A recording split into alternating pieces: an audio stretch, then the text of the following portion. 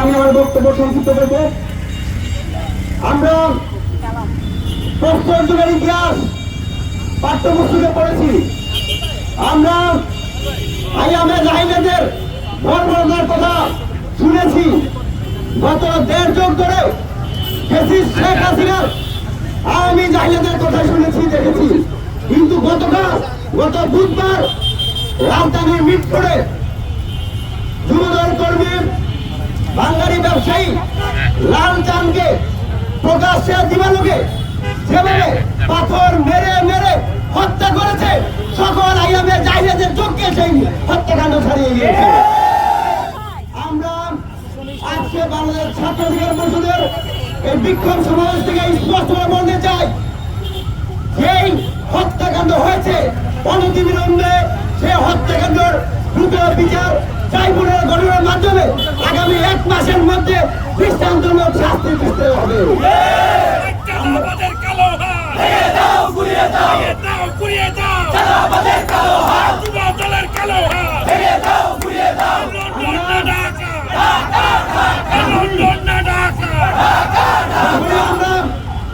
রাস্তায় দাঁড়াই তখনই আমরা দেখি পরিমাণ করে কিছু লোকে গ্রেফতার করা হয়, কিন্তু সেই বিচার কি আমরা দেখতে পাই? আমরা স্পষ্ট বলতে চাই, লালচাঁদ হত্যাকাণ্ডের সাথে জড়িতদেরকে দ্রুত বিচার ট্রাইব্যুনালের মাধ্যমে দ্রুত বিচার কাজ করতে হবে। একটা কথা স্পষ্ট করে বলে থাকেন, আমরা প্রায় শুনি কাকের মাংস খায় না, কিন্তু আমরা দেখতে পেয়েছি গত 10 মাসে বিএনপির মাংস খেয়েছি বলেছে।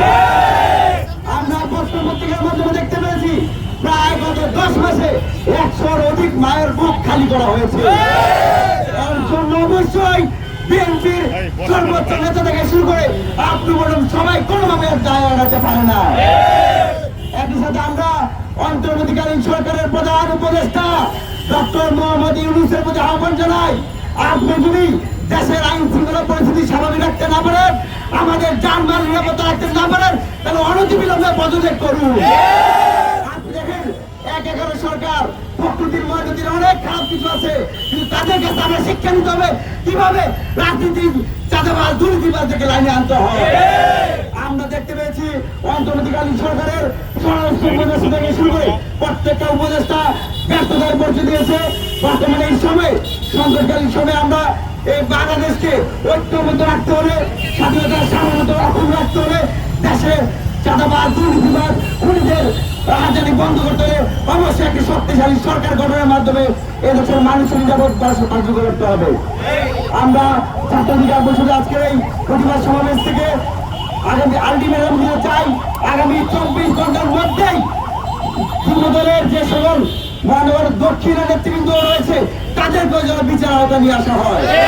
ইতিমধ্যে আমরা বিভিন্ন বক্তব্য থেকে দেখতে পেয়েছি যুবদলের কেন্দ্রীয় সাংগঠনিক সম্পাদক থেকে শুরু করে ইসলামে অনেক নেতৃবৃন্দ রয়েছে, কিন্তু আমরা তাদের নাম আমরা দেখতে পাচ্ছি না। বারবারই রাজনৈতিক বলরা জড়াজড় বাইরে চলে যায়, চুরুপটিদের জোরে কিন্তু কোনো লাভ হয় না।